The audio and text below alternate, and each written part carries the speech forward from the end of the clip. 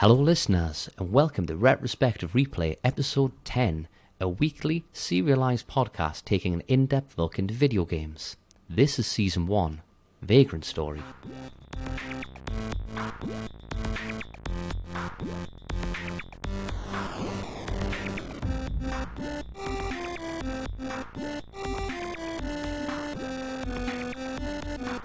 My name is Ian, and with me tonight is Michael. Hello. Hello Ian, how are you? I'm really good. How are you doing? Yeah, I'm good. Can't complain. Good. So I put on Twitter actually the other day that this might be the last episode of recording, but I don't think so. I think this will be the penultimate episode after playing a bit of gameplay. Tonight we'll go through the Temple of Kiltia and start the Great Cathedral, but the Great Cathedral is a lot bigger than I anticipated, so we're going to have to split that across two parts, I think. Yeah, we're not finished, so there will be one more episode. Well, I'm certainly not finished. No, I haven't finished either. I've pushed on a little bit, just ready for it to record next week, but it's not, I haven't really got close to that. I think I'm close to the end, but I'm not at the end yet. I think a few bosses away. Right, okay, so when we left last week, we literally got out of the limestone quarry, went into the Temple of Kiltia, into the Dark Coast where we saved. So we resume in the Dark Coast, in the Temple of Kiltia, and the music is, as always with this game, is the Temple of Kiltia.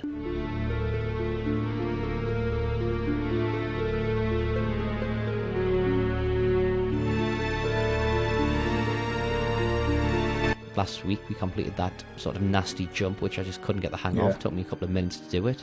We reload on the magic circle and move on through the double doors into the Hall of Prayer.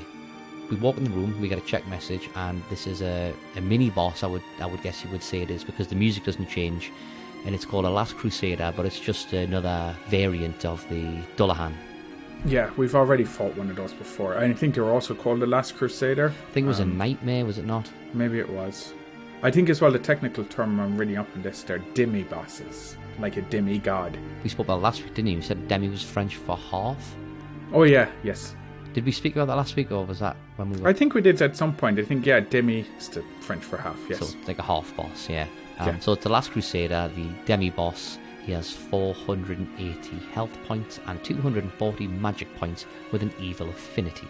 So for me, I've got this standard technique that I use now. So I cast Heracles on myself and Prestasia, unless it's an element-based boss, and then I put on the opposite element to hurt it.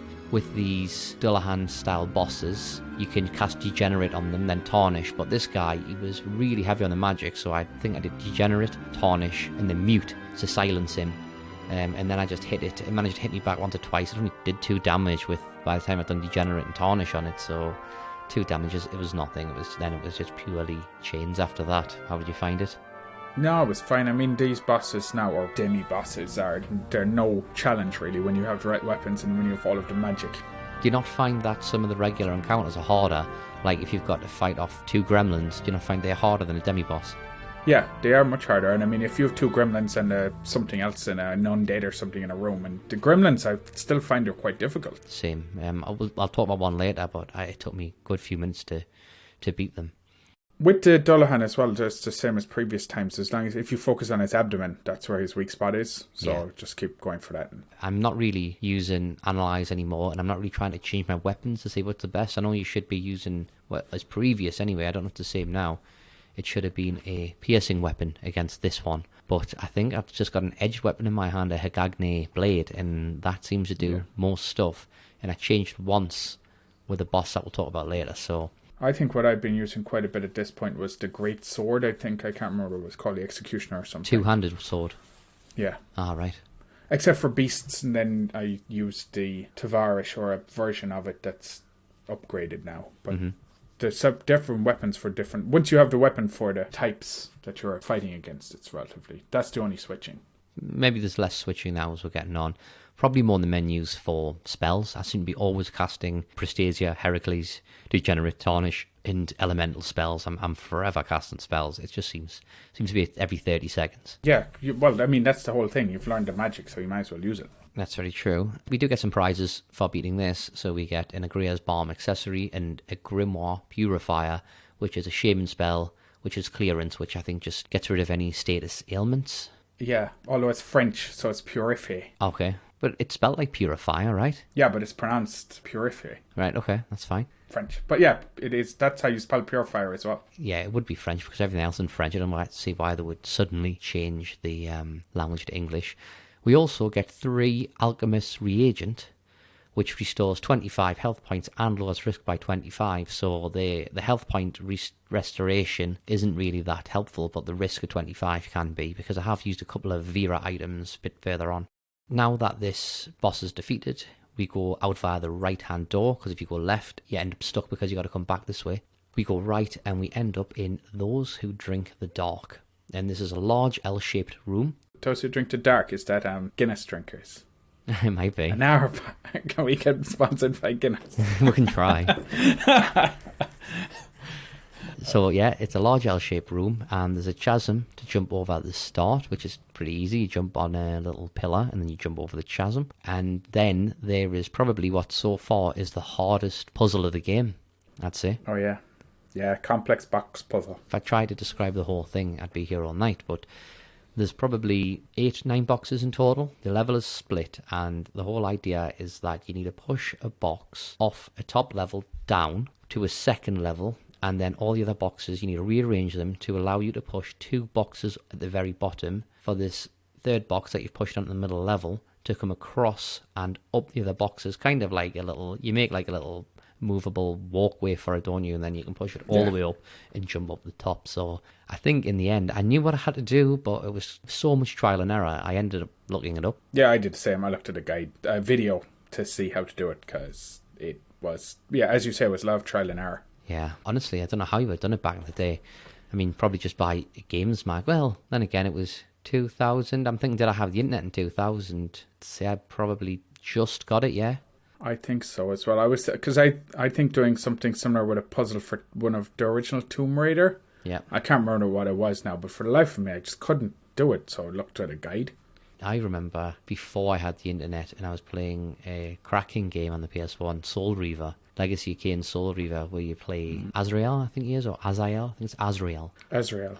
And there was a boss where you had to kind of, I mean, I've only played this game once, I've not played it since, so my memory's a bit foggy, but I think you've got to lure him out, and he's got to chase you down loads of hallways into like a giant furnace or something, and I think you beat him in the furnace, and for the life of me, I couldn't figure it out.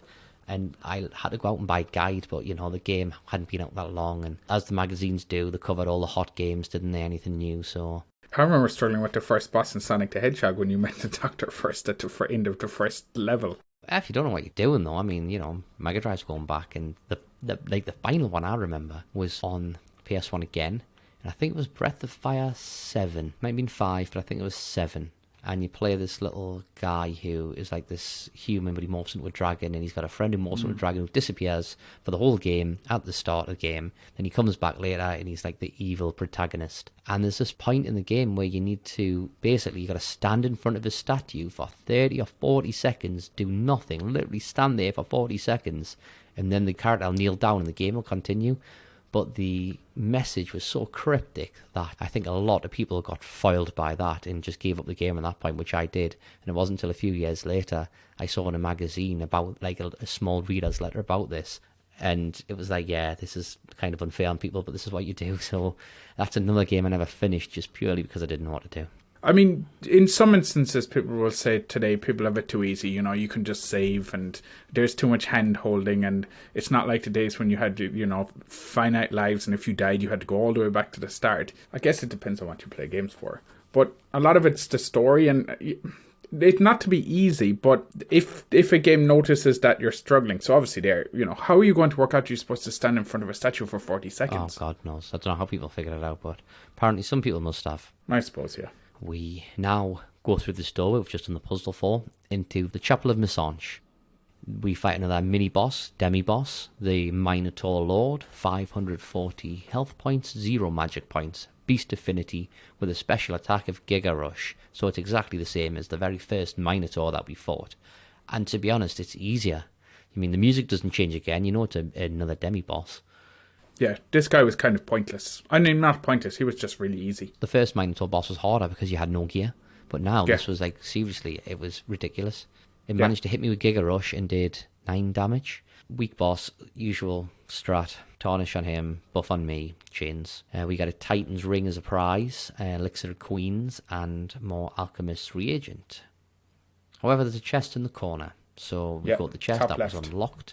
We got a Frost Maiden 2-handed Hagagne mace, which I've not used.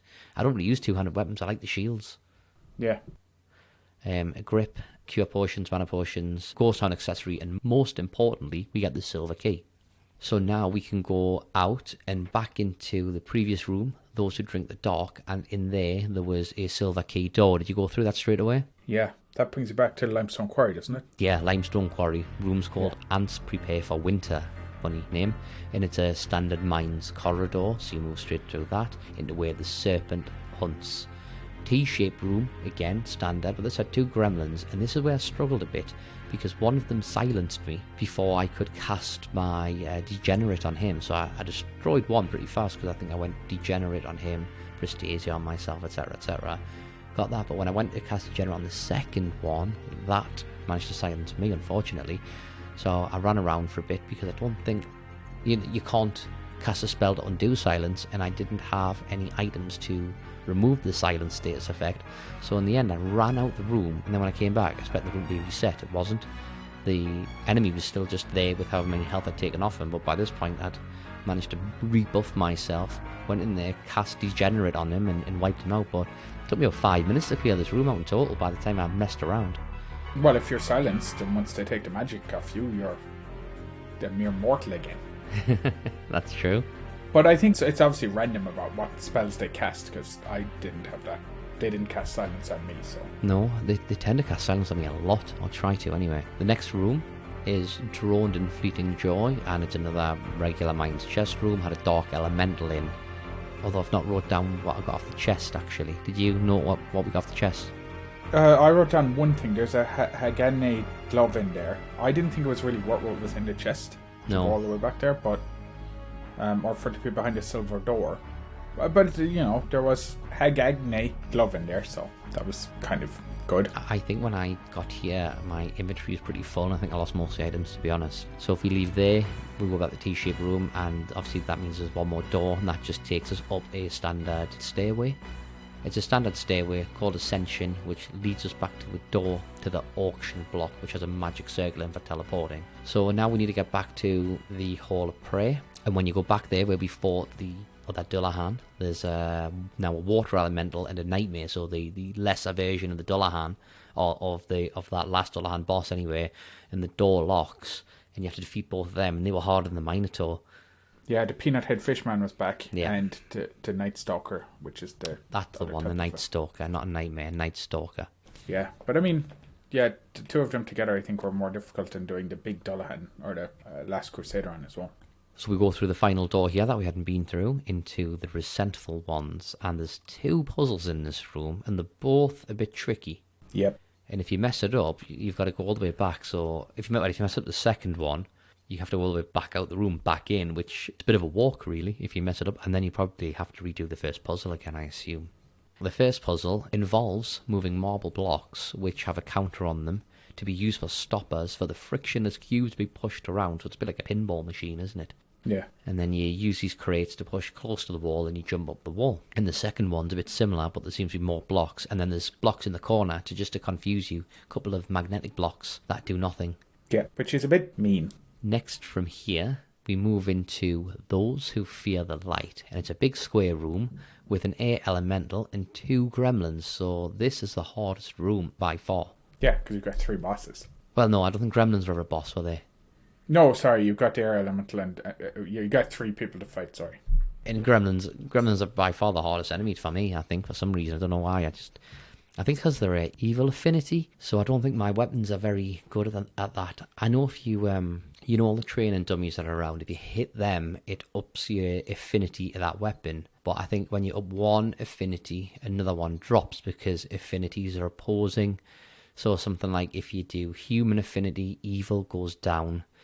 Whereas if you could do beast, then elemental goes down or fire goes down, something like that, So really, you need to be carrying multiple weapons. Well, as you do carry multiple weapons. But the chances are you probably should be carrying 6 weapons on you, because you'd probably want like the piercing, edged, and mace. And then because affinities are opposing, and there's 6 of them, therefore each weapon can have 3 strong affinities, and naturally have 3 weak affinities. So you'd want to say 2 maces, one that does 3 affinities, and the other that does the other 3 affinities. So it's a lot of weapons to be carrying around with you all the time. It's a bit overkill, really, which I suppose is great if you're really, really into the game and you want to be able to, play it as efficiently as possible. Yeah, try out everything, get all of the break arts. Fortunately, it has a nice difficulty curve where you don't have to do that. You do really need one of each weapon type, piercing, edged, and blunt. But, I mean, at the minute, I just use one sword, and I just go around using pretty much that for everything, and I seem to be doing okay. Yeah. So we've beat these 3 enemies from the hard room, and we move into the Chamber of Reason. So it's a cutscene. Screen goes blank, and the music name is going to give things away a bit, but music is called The End of Rosencrantz / Cali.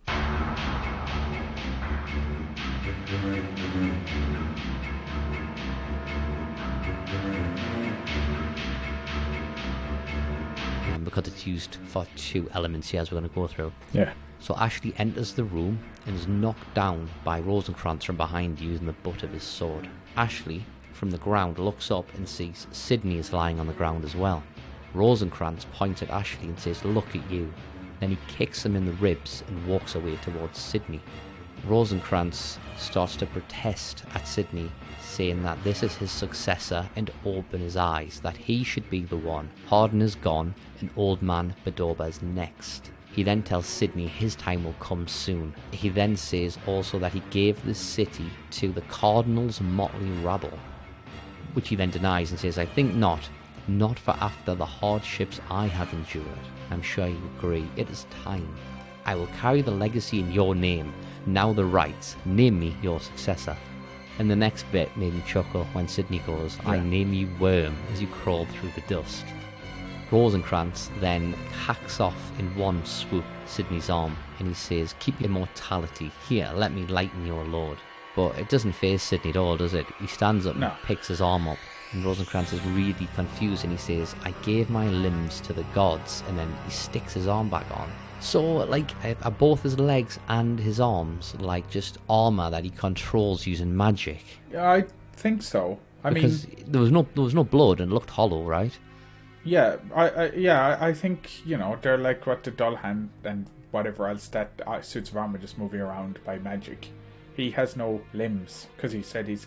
Well, where did they go? What happened to his limbs? Were they a sacrifice? Because I was thinking, are they sacrificing some sort of ritual? Yeah, this shows what Rosencrantz was about all along. He wants all the power for himself. So Sydney sticks his arm back on and says to Rosencrantz, "Perhaps I'll add yours to the offering." Rosencrantz replies, "When will you learn your power is useless against me?" And then Rosencrantz realizes he's holding Sydney's arm in his hand as a weapon, and he's startled and he throws it away. The camera cuts to where the arm lands, but as it lands, it's actually the sword. Rosencrantz then says, "How?" And Sydney replies, "Do not forget where you're standing." Rosencrantz then realizes that Sydney has deceived him. Rosencrantz and Sydney start to circle each other, and Sydney says, "I have done nothing.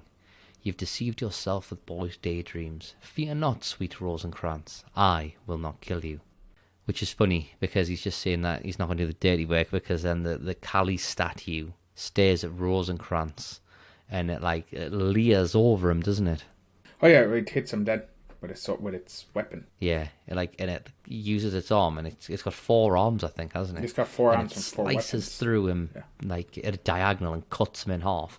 And did you notice how amazing his face was of horror as the statue comes at him? He's his mouth is wide open. He just looks totally petrified. It's a fantastic face. Well, he gets his comeuppance because yeah, I think it turns out that he was a bad character.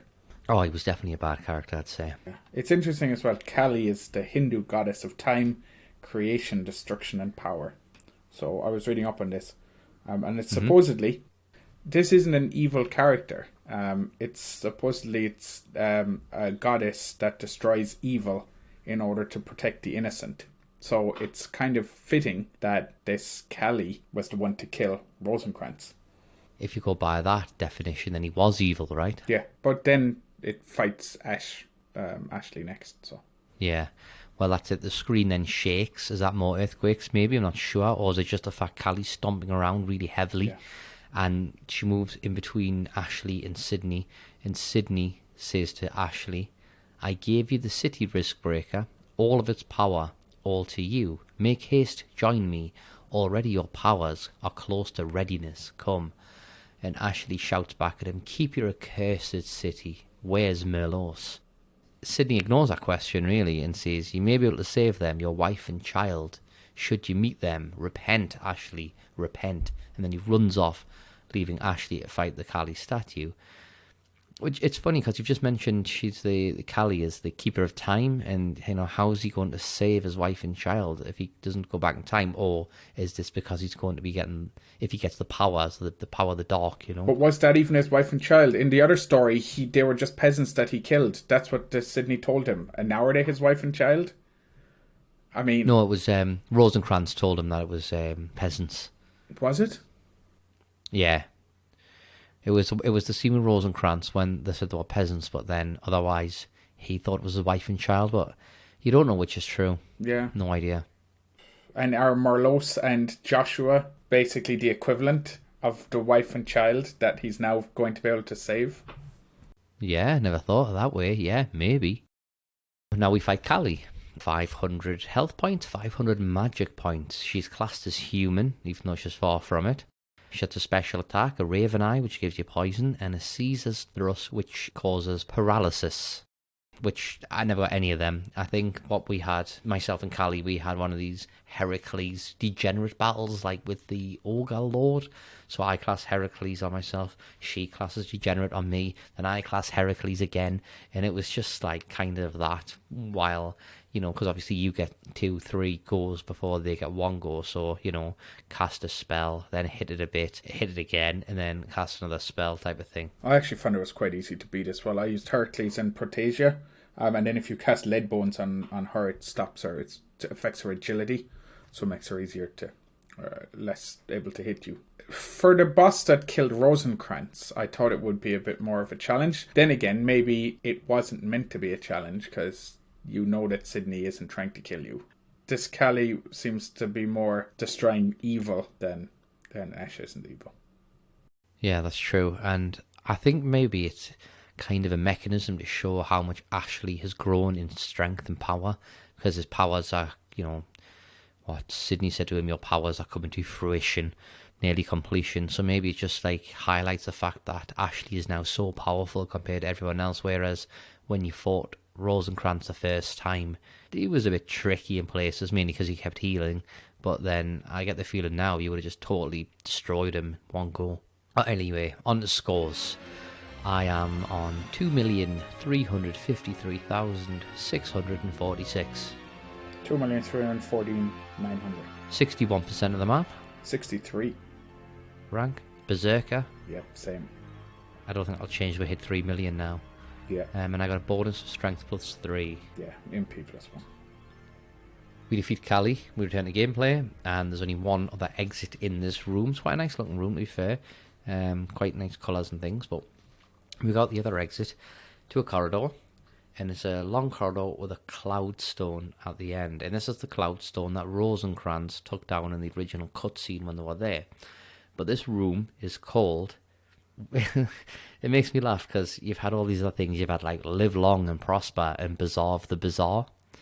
So this room is literally called Exit to the City Centre. Like, what? Did you run out of names? To get this far, and then you're just like, yeah, it's the exit of the city centre. It's fine. Yeah, the writers were probably like, I just can't come up with anything. It's the exit to the city centre.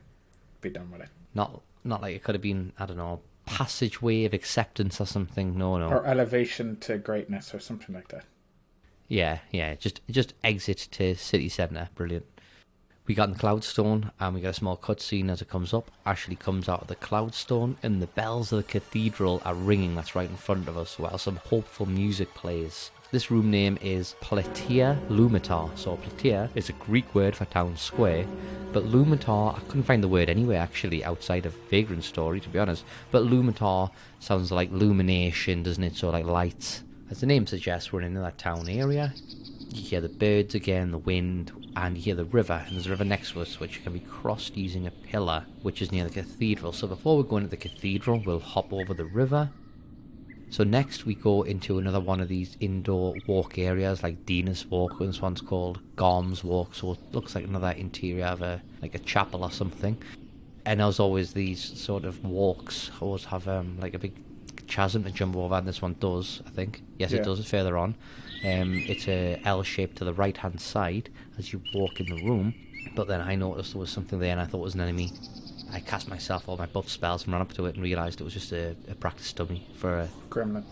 A gremlin, yeah. So next I don't have the room name here, apologies, but we go into the house where Harden and Melos were when she found out she got her power in the cutscene, when she was on the floor and he was up on the mezzanine. So we go into there, and there's a chest in the corner, but there wasn't anything great there, I don't think. It was locked for me, because it was locked with a chest key.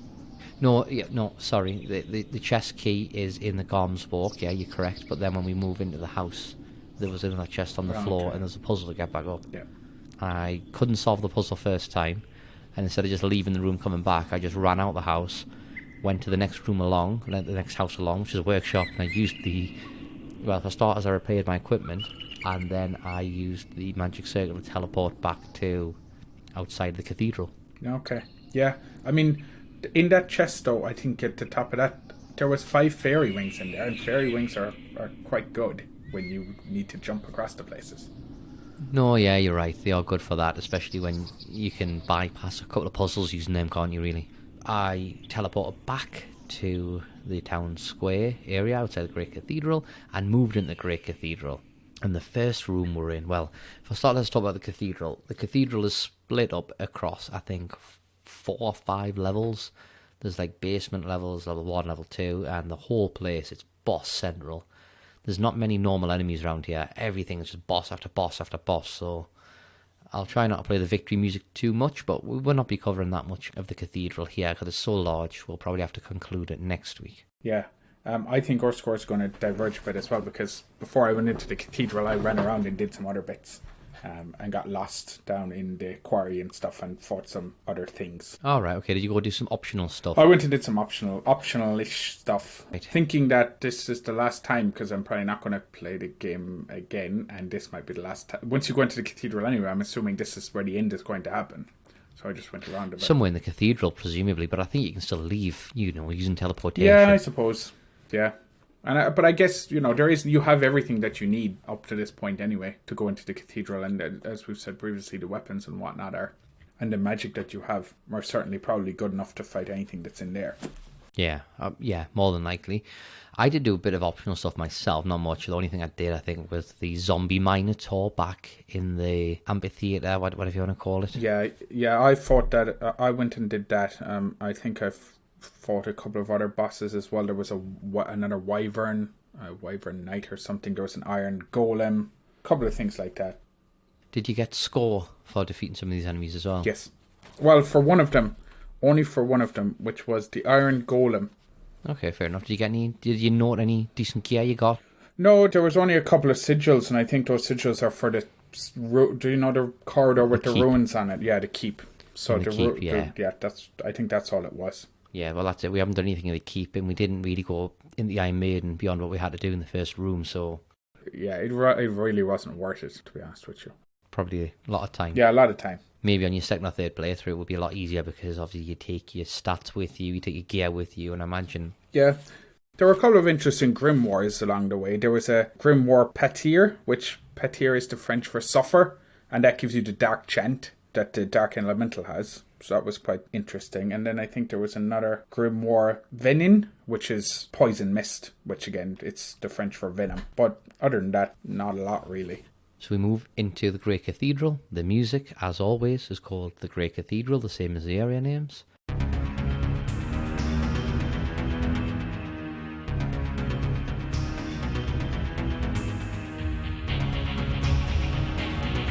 and the first room is into the Holy War on level 1. This room has a cloudstone lift which is not operating when you first arrive. It's red instead of green, so if red means it's out of order. So we go down the stairs into the struggle for the soul. This room, it has a healing panel in. Did you manage to hit the healing panel? No, I don't think I did. Yeah, it's just somewhere a couple of squares left of the stairs as you descend down. If you manage to hit it, it lowers your risk and gives you, obviously, health back. There's 2 other exits, one to the right, one to the left. So we'll jump over the river that's down here, and like an underground river, and we'll go through the one on the left-hand side. The next room is Order and Chaos. Very small cutscene that just shows a water elemental appear as we go in. And my strategy was Heracles and Spark Fusion.